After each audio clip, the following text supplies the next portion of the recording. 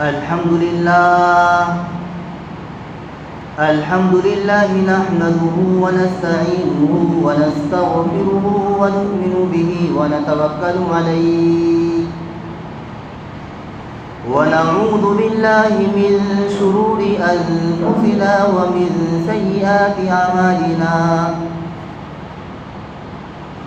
من يهده الله فلا مضل له ومن يضلله فلا هادي له ونشهد أن لا إله إلا الله وحده لا شريك له ونشهد أن سيدنا وسندنا ونبينا ومولانا محمدا عبده ورسوله قال الله تبارك وتعالى في القرآن المجيد والفرقان الحميد فأعوذ بالله من الشيطان الرجيم بسم الله الرحمن الرحيم أم كنتم شهداء إذ حضر يعقوب الموت إذ قال لبنيه ما تعبدون من بعدي قالوا نعبد إلهك وإله آبائك إبراهيم وإسماعيل وإسحاق إلها واحدا ونحن له مسلمون وقال النبي صلى الله عليه وسلم يا أبا سفيان جئتكم بكرامة الدنيا والآخرة أو كما قال عليه الصلاة والسلام اللهم صل على سيدنا محمد وعلى آل سيدنا محمد وبارك وسلم اللهم صل على سيدنا محمد وعلى آل سيدنا محمد وبارك وسلم اللهم صل على سيدنا محمد وعلى آل سيدنا محمد وبارك وسلم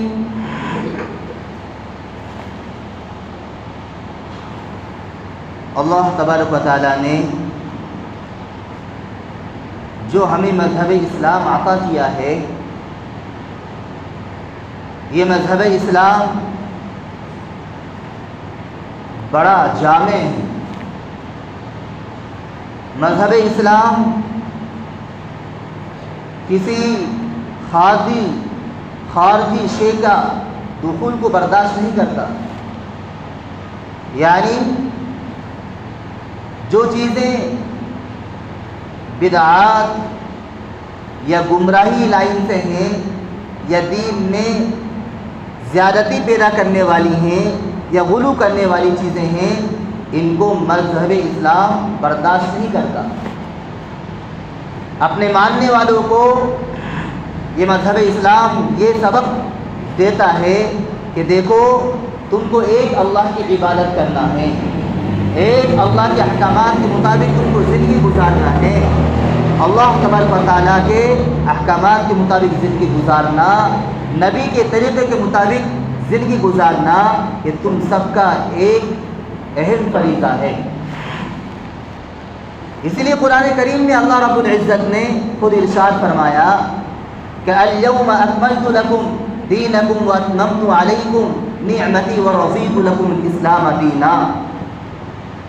اللہ رب العزت نے ارشاد فرمایا کہ میں نے آج تمہارے لیے دین مکمل کر دیا اور میں نے اپنی نعمتوں کو تمام کر دیا، اور سب سے زیادہ اگر کوئی مذہب مجھے پسند ہے تو وہ دین اسلام اور مذہب اسلام ہے۔ ایک جگہ اور ارشاد فرمایا قرآن کریم میں ان الدین عند اللہ الاسلام، کہ اللہ رب العزت کے نزدیک اگر کوئی پسندیدہ مذہب ہے تو وہ دین اسلام ہے۔ دین اسلام کیونکہ اسلام ایسا مذہب ہے کہ جس اسلام نے ہم کو تمام چیزوں کو سکھایا اور بتایا ہے۔ کیسی زندگی گزارنا ہے نبی پاک صلی اللہ علیہ وسلم نے ہم کو بتایا، کیسے کھانا کھانا ہے، کیسے پانی پینا ہے، کیسی زندگی باہر والی ہونا چاہیے، کیسی زندگی بھیتر یعنی اندر والی گھر والی ہونی چاہیے، رشتہ داروں کے ساتھ کیسا برتاؤ رہنا چاہیے، ان تمام چیزوں کو اللہ کے نبی صلی اللہ علیہ وسلم نے ہم کو بتا دیا۔ کیونکہ مذہب اسلام کی جو بنیادی چیزیں ہیں، جو 5 چیزیں جو بتائی جاتی ہیں، ان میں ایک چیز جو ہے وہ توحید بھی ہے۔ سب سے پہلی جو چیز ہے ان تشہد اللہ الہ الا اللہ وان محمدا عبدہ ورسولہ، کہ توحید ہے۔ بہت سارے بیانات میں، یہ بہت ساری جگہوں پر ہم یہ تو بہت سن لیتے ہیں یا سنتے رہتے ہیں، نماز کے بارے میں یا روزے کے بارے میں یا حج کے بارے میں یا زکوٰۃ کے بارے میں، لیکن جو توحید ہے اس بارے میں ہم بہت کم سنتے ہیں اور عمل بھی کرتے ہیں، بہت کم۔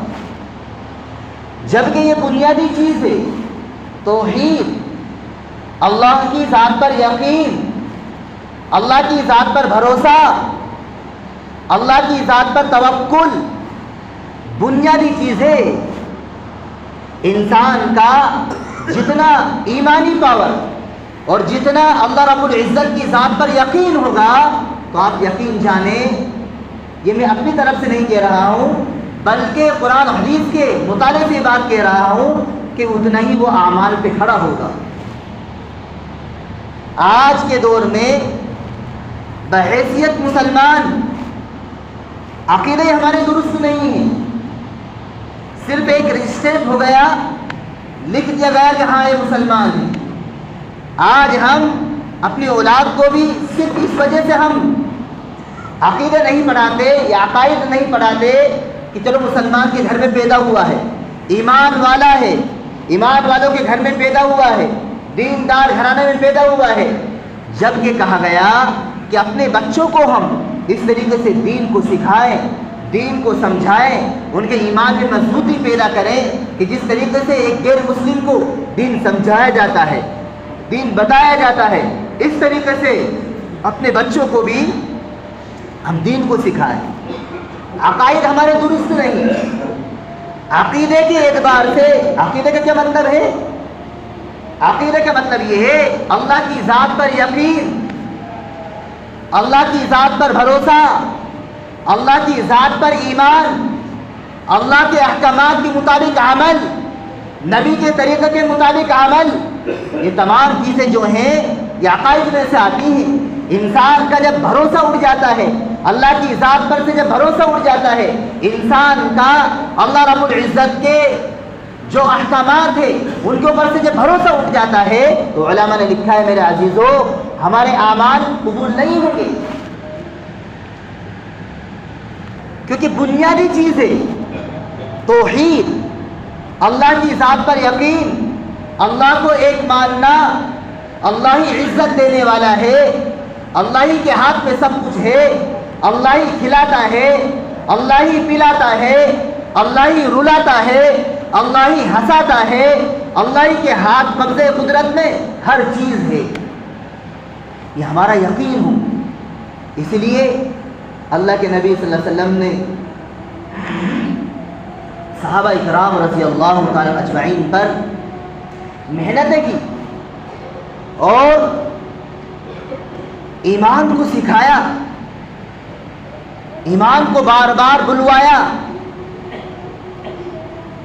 جبکہ مکہ المکرمہ میں اللہ کے نبی صلی اللہ علیہ وسلم نے صحابہ پر 13 سال تک ایمان کے اوپر محنت کی۔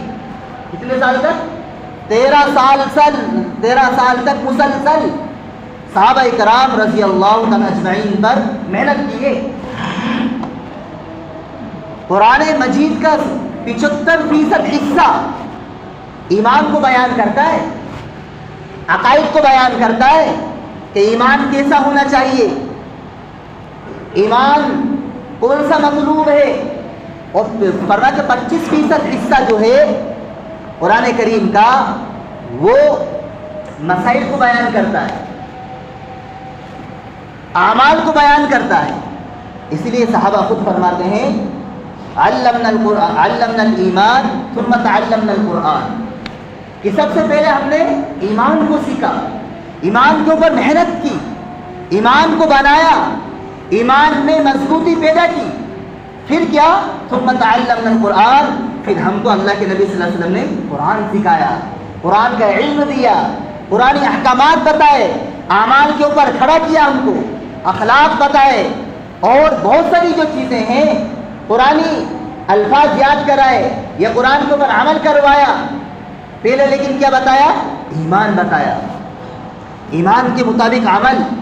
ایمانی پاور انسان کا جتنا جوش میں رہتا ہے اور ایمانی کیفیت جتنی اٹھی ہوئی رہتی ہے اتنا ہی اس کا اعمال کرنا آسان ہو جاتا ہے۔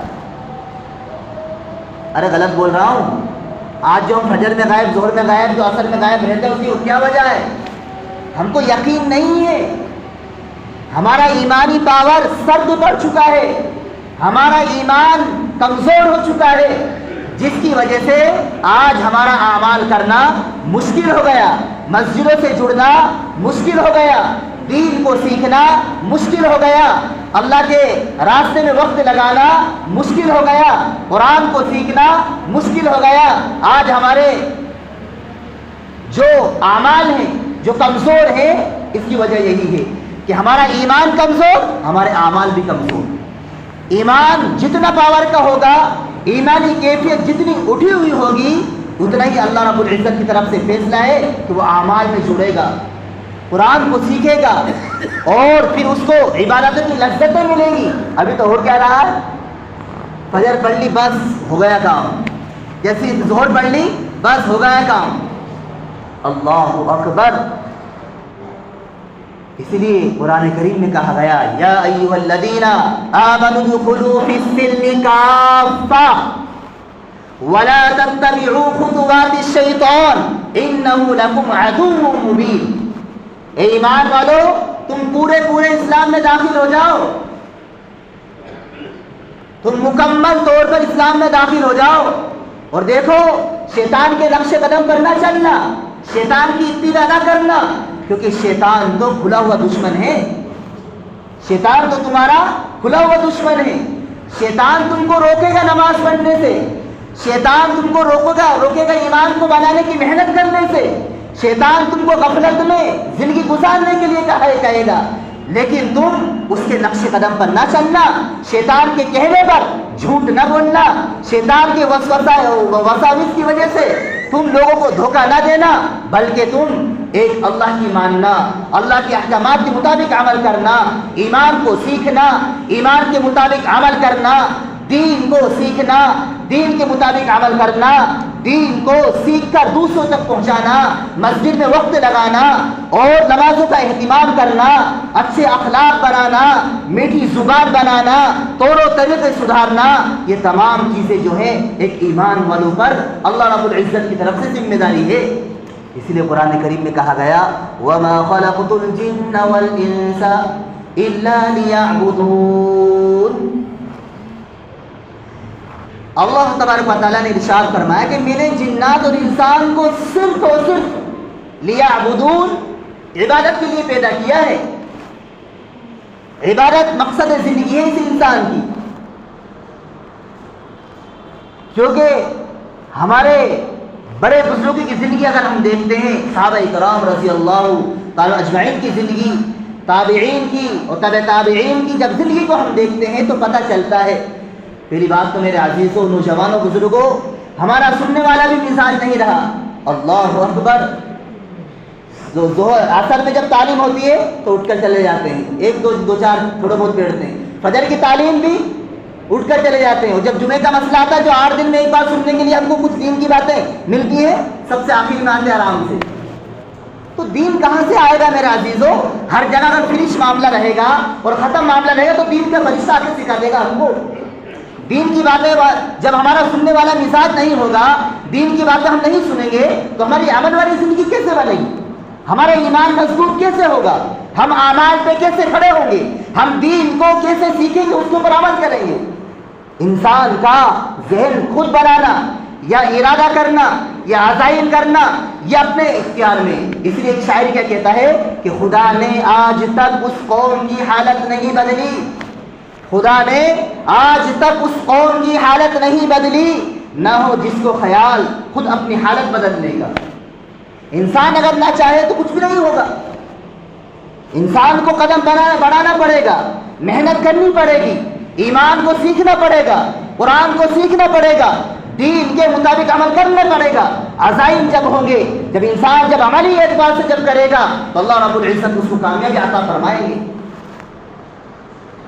حضرت مولانا احمد علی لاہوری رحمۃ اللہ علیہ کے بارے میں لکھا ہے, ایسی اپنے بچوں کے اوپر بھی کیسی محنت کی تھی بزرگوں نے کہ کسی دودھ والے نے آواز لگائی دروازے پر, دودھ لے لو دودھ لے لو. ان کا بچہ نکلا, دروازے پر آیا, دودھ لے لیا, گھر میں چلا گیا. اس بچے کی والدہ نے کہا بیٹا کیا لے کر آیا ہو؟ اس بچے نے کہا کہ دودھ لے کر آیا ہوں امی. کہ اچھا یہ دودھ کس نے دیا؟ اس بچے نے کہا باہر دروازے پر اللہ میاں کھڑے ہیں, انہوں نے یہ دودھ مجھے عطا کیا ہے, دیا ہے. ایسی ذہنیت بنائی تھی اپنی اولاد کی کہ ہر جگہ اللہ, اللہ ہی دودھ دیتا ہے, اللہ ہی مارتا اور جلاتا ہے, اللہ ہی کھلاتا ہے, اللہ ہی عزت دیتا ہے, اللہ ہی کے ہاتھ میں ذلت بھی, سب کچھ اللہ. ہم اپنی اولاد کی تربیت کرنا سیکھیں کہ کیسے اپنی اولاد کا ہم ذہن بنائیں, کیسے ہم ایمان بنائیں. اولاد سے ہم کہیں کہ دیکھو بیٹا یہ ہمارے گھر میں جو کچھ ہے سب کچھ اللہ کا دیا ہوا ہے. یہ پنکھے, یہ کولر, یہ فریج, یہ مسیری, یہ گھر مکان, سب کچھ اللہ کا دیا ہوا ہے. اللہ ہی دینے والے ہیں, اللہ کے علاوہ کوئی نہیں دے سکتا. تو ہم جب یہ بار بار الفاظ کہیں گے, بار بار اپنی اولاد کو جب ہم ایسا کہیں گے ان کا ذہن بنے گا. پانی کون پلاتا ہے بیٹا؟ اللہ پلاتا ہے. روزی کون دیتا ہے؟ اللہ دیتا ہے. اس لیے آتا ہے کہ بنو عبد المطلب, خاندان بنو عبد المطلب کے بارے میں لکھا ہے کہ جب ان میں جب کوئی بچہ پیدا ہوتا تھا ان کے خاندان میں تو اللہ کے نبی صلی اللہ علیہ وسلم ایک آیت کریمہ سکھاتے تھے. جو بولنے کے قابل جب ہو جاتا تھا وہ بچہ, جب زبان کھلنے لگ جاتی تھی تو اللہ کے نبی صلی اللہ علیہ وسلم اس بچے کو آیت کریمہ سکھاتے تھے جس کو آیت عزت بھی کہتے ہیں کہ مومن اگر اس آیت کریمہ کا اگر اہتمام کرے اللہ رب العزت اس کو عزت عطا فرمائیں گے دنیا میں بھی اور آخرت میں بھی. وقل, وہ آیت کون سی ہے؟ وقل الحمد للہ الذی لم یتخذ ولدا ولم یکن له شریک فی الملک ولم یکن له ولی من الذل وکبرہ تکبیرا. یہ آیت کریمہ, اس آیت کریمہ میں اللہ رب العزت نے بتایا ہم کو کہ دیکھو تعریف کس کی ہے؟ اللہ کی تعریف ہے, اللہ ہی کی تعریف ہے. کوئی کچھ نہیں کر سکتا. اللہ رب العزت کسی کا محتاج نہیں ہے, کسی کی اس کو ضرورت نہیں ہے, کسی سے مدد لینے کی ضرورت نہیں ہے, اس کا کوئی شریک نہیں. اس آیت کریمہ میں اللہ رب العزت نے ہم کو بتایا کہ دیکھو دنیا میں 3 ہی طریقے ہیں مدد لینے کے. کسی سے اگر مدد لی جاتی ہے تو 3 ہی طریقے ہو سکتے ہیں. نمبر 1 پہ یہ آتا ہے کہ کوئی آدمی اپنے چھوٹوں سے مدد لیتا ہے, جیسے مثلا اولاد سے مدد لیتا ہے باپ جو ہوتا ہے اپنے بیٹے سے مدد لیتا ہے, چھوٹے سے مدد لیتا ہے. اس کے بارے میں قرآن کریم کی آیت میں کیا کہا ہے؟ وَلَمْ يَكُنْ لَهُ وَلَمْ يَتَّخِذْ وَلَدًا, کہ دیکھو اس کی کوئی اولاد نہیں ہے. پتہ کیا چلا؟ وہ اولاد والا نہیں ہے اللہ رب العزت, کہ اللہ رب العزت نہ تو چھوٹوں سے مدد لیتا ہے. اچھا دوسرا طریقہ کیا ہے؟ دوسرا طریقہ یہ ہے کہ کوئی بھی انسان جو مدد لیتا ہے اپنا ہمسر نہیں, دوسرا طریقہ یہ ہے کہ بولتے ہیں اپنے جو برابر کا شریک, ہاں ہمسر جس کو بولتے ہیں, اس سے مدد لیتا ہے. اس سے کرنا مدد لیتا ہے. جیسے مثلا کوئی شریک ہو اس کے ساتھ, ساجی ہو, جیسے مثلا ایک سے کام نہیں ہوتا دوسرے کی فرما شرکت قبول کرتا ہے تو 2 لوگوں سے وہ کام لیتا ہے. تو اس کے بارے میں بھی کیا کہا گیا کہ وَلَمْ يَكُنْ لَهُ شَرِيكٌ, کہ دیکھو اس کے ملک میں کوئی شرکت کی ضرورت نہیں, اس کی بادشاہت میں کسی کی بادشاہت کی ضرورت نہیں, بلکہ وہ تنہا اکیلا ہے. کسی کی شرکت اس کو قبول نہیں ہے۔ اچھا تیسرا طریقہ یہی دنیا میں مدد لینے کا کہ وہ اپنے کسی دوست سے مدد لیتا ہے یا کسی بڑے سے مدد لیتا ہے، اس کی بھی نفی کر دی، اس کی بھی نفی کر دی۔ کہا گیا کہ وَلَمْ يَكُنْ لَهُ وَلِيٌّ مِّنَ الذُّلِّ، کہ دیکھو کہ اللہ رب العزت وہ اللہ ہے کہ وہ کسی دوست کی یا کسی بڑے کی مدد نہیں لیتا۔ اس کو سورہ اخلاص میں بیان کیا گیا کہ لم یلد ولم یولد ولم یکن لہ کفوا احد، وہ فرمایا کہ اللہ الصمد، اللہ بے نیاز ہے، اللہ بے نیاز ہے۔ اس لیے قرآن کریم کی جو آیت کریمہ میں نے پڑھی آپ کے سامنے خطبے میں جو پڑھی، اس کا مطلب کیا ہے؟ پہلے تو آیت کریمہ سن لو، ام کنتم شہداء اذ حضر یعقوب الموت، یہ آیت کریمہ جو پڑھی تھی، اس آیت کریمہ کا بیک گراؤنڈ یہ ہے کہ اللہ کے نبی صلی اللہ علیہ وسلم کے پاس آئے کچھ لوگ، کہنے لگے کہ اللہ کے نبی صلی اللہ علیہ وسلم، حضرت یعقوب علیہ السلام کا جب انتقال ہونے لگا تو انہوں نے یہ وصیت فرمائی کہ تم دوسرے دین کو اختیار کرنا، تو اس پر فرمایا آیت کریمہ نازل ہوئی۔ اس آیت کریمہ کا بیک گراؤنڈ اور مضمون یہ ہے، یہ آیت کریمہ نازل ہوئی کہ اس وقت کو یاد کرو کہ جب حضرت یعقوب علیہ السلام کا جب انتقال ہونے لگا تو حضرت یعقوب علیہ السلام نے اپنے بیٹوں کو جمع کیا، اپنے بیٹوں کو بلایا کہ جاؤ اسماعیل، اسحاق، اور بتاؤ کہ تم میرے مرنے کے بعد کس کی عبادت کرو گے، کس کی عبادت کرو گے؟ تو تمام بیٹوں نے بیک زبان ہو کر کہا کہ ہم آپ کے رب کی عبادت کریں گے، اور آپ کے آبا و اجداد نے جس کی عبادت کی ان کی عبادت کریں گے۔ ہم تو ایک اللہ کی الہ واحدہ، کہ ہم تو صرف اور صرف ایک اللہ کی عبادت کریں گے کہ جس کی آپ نے عبادت کی ہے، وَنَحْنُ لَهُ مُسْلِمُونَ، اور اسی کے فرمانبردار رہیں گے ہم۔ تو یہ کون کہہ رہے ہیں؟ اولاد کہہ رہی ہے کس سے؟ اپنے والد صاحب سے۔ آج اگر ہمارا انتقال ہونے لگے ہم اللہ اکبر، ہم سب سے پہلے کیا کہیں گے؟ میری اولاد کو بلا لو آخری ٹائم میں کہ بیٹا اتنی پراپرٹی ہے اور اتنا یہ مال ہے اور وہاں ہے فلانا اتنی زمین ہے، ایسے بٹانا ہے، ایسے بٹانا ہے۔ یہ تمام چیزیں جو ہیں ہم اپنی اولاد کو کہتے ہیں، لیکن حضرت یعقوب علیہ السلام نے ہم کو سبق دیا کہ لوگوں کہ جب تم اس دنیا سے رخصت ہونے کے لگو یا تمہارا وقت جب اس دنیا سے جانے کا جب ہو تو تم اپنی اولاد کو یہ وصیت کرو اور یہ نصیحت کرو کہ بیٹا تم ایک اللہ کی عبادت کرنا، ایک اللہ کے احکامات کے مطابق عمل کرنا، اللہ کے علاوہ کسی کی عبادت نہ کرنا۔ اور یہ فرمایا کہ دیکھو ہم اپنی اولاد کا یہ ذہن بنائیں، ان کو ہم سمجھائیں، بار بار دین سکھائیں، بار بار ایمان کو بتائیں، بار بار ایمان کے بول بولیں، بار بار بتلائیں کہ دیکھو اذان ہو رہی ہے، اذان میں دیکھو اللہ اکبر کی صدا آتی ہے، اللہ اکبر کا یہ مطلب ہے کہ اللہ سب سے بڑا ہے، اللہ سب سے بڑا ہے، کہ نماز پڑھو بیٹا، اس اذان کا یہ مطلب ہے۔ بار بار ہم جب ایسے الفاظ کہیں گے، ایسا ماحول جب بنائیں گے تو انشاءاللہ ثم انشاءاللہ اللہ کی ذات سے امید ہے ہمارا بھی ایمان مضبوط ہوگا اور اپنی نسلوں کی ایمان کی بھی حفاظت ہوگی۔ تو ایسا اگر ہم ذہن بنائیں گے تو خود کا بھی اعمال پہ جمنا اور خود کا بھی ایمان مضبوط ہوگا، اور جیسا ایمان اللہ رب العزت کو مطلوب ہے ویسا ہمارا ایمان بن جائے گا۔ اس لیے قرآن کریم میں کہا گیا وَأَنْتُمُ الْأَعْلَوْنَ إِن كُنتُم مُؤْمِنِينَ، کہ تم ہی سربلند ہو اور تم ہی اس دنیا کے ٹھیکیدار ہو، سردار ہو، لیکن شرط یہ ہے کہ تمہارے اندر ایمانی پاور ہونا چاہیے، تمہارے اندر ایمانی کیفیت ہونا چاہیے، تمہارے اندر ایمانی شعلہ اور ایمانی چراغ ہونا چاہیے، کہ جس کی وجہ سے اگر تمہارے اندر ایسی ایمانی کیفیت ہے تو اللہ رب العزت تم کو اس دنیا کا سردار بنائے گا، اللہ رب العزت تم کو دنیا میں بھی کامیابی عطا فرمائیں گے اور آخرت میں بھی کامیابی عطا فرمائیں گے۔ اللہ عمل کی توفیق عطا فرمائے۔ وآخر دعوانا الحمدللہ رب العالمین۔